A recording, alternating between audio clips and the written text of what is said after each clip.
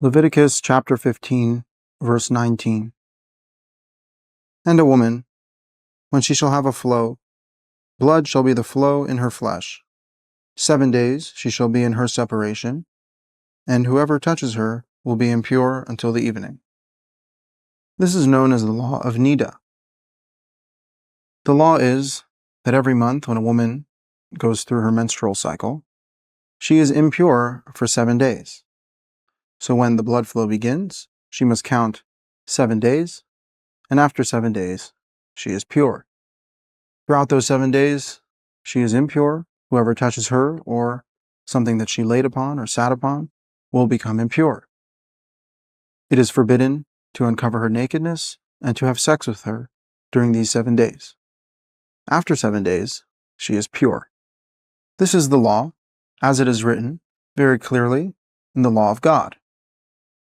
Now, I'm going to have to come along and bust some myths that the rabbis have created surrounding the law of Niddah. Because if you were to follow the laws of Niddah from the rabbinic standpoint, you would be doing something that has nothing to do with the Niddah of the Torah. First of all, what the rabbis have done to every single woman, every single month, is given her the law of a woman with an irregular period, known as a zava. This is actually a separate law that follows the law of Niddah in the Bible. The law of a zava reads as follows: Leviticus chapter 15, verse 25.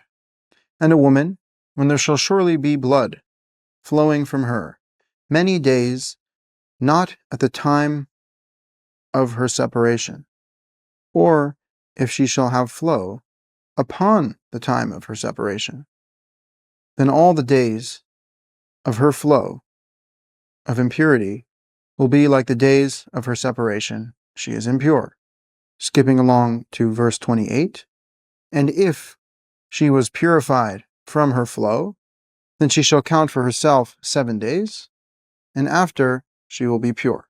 The law of a zava, a woman with an irregular period, is that she must wait until her blood flow stops, to then count 7 clean days without blood in order for her to be pure after that.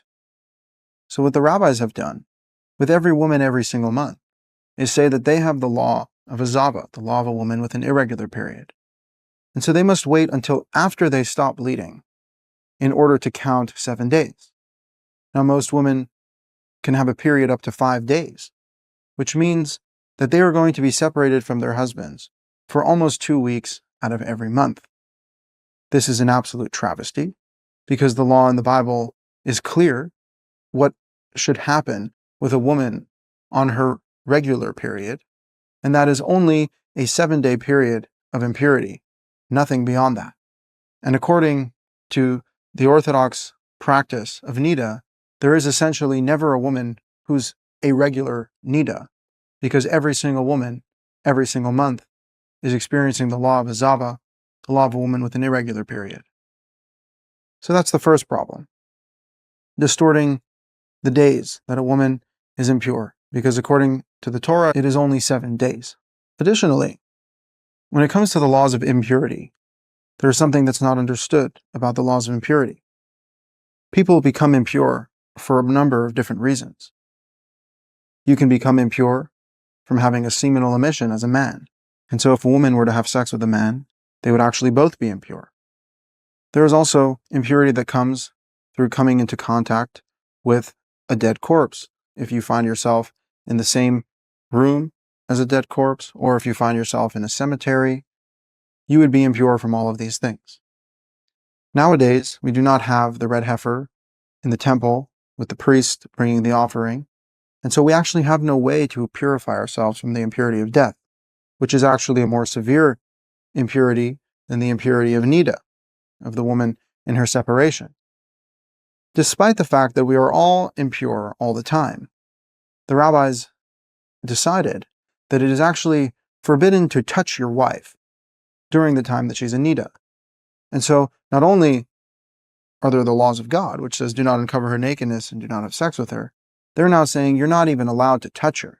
you're not even allowed to pass them something from your hand to her hand during the time of her separation, because then you may become impure.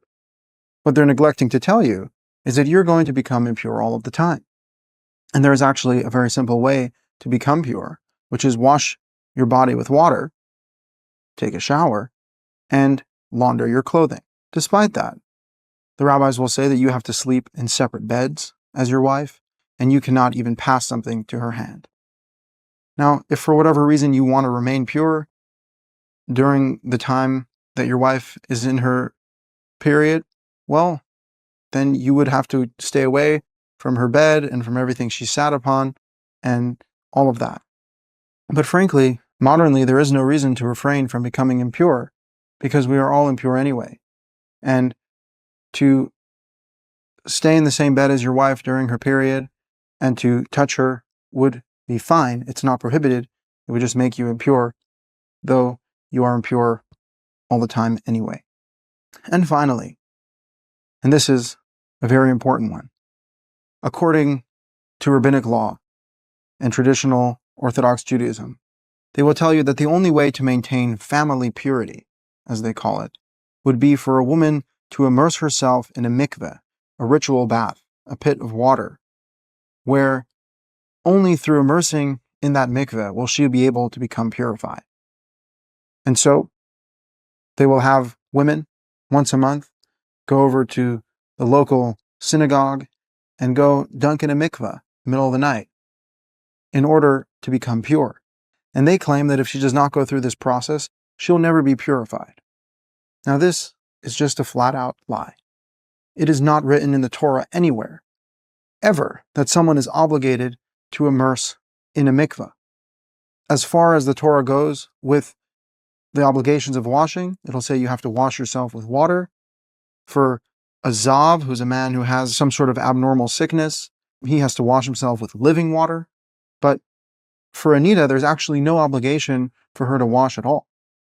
There simply is no purification process for a Nida, because after 7 days, she is pure. So forget about all of these things that you've been told about having to immerse in special ritual baths in order to achieve purity, because the reality is none of this stems from the laws of God. And so long as you were to count 7 days from the start of your period, and after 7 days the blood flow has ceased, you are now pure and may once again engage with your husband. What goes on in the privacy of our bedrooms is just about the most important thing in our lives. And no one, absolutely no one, should have the right to tell us what to do in the privacy of our own interactions, other than God. And so God has His laws that we must follow in the privacy of our homes, but do not allow the long arm of the institutions to enter into your intimate life and dictate how you behave in an environment that is supposed to be free and boundless, where you can exist in love with your partner under the laws of God Himself and no one else.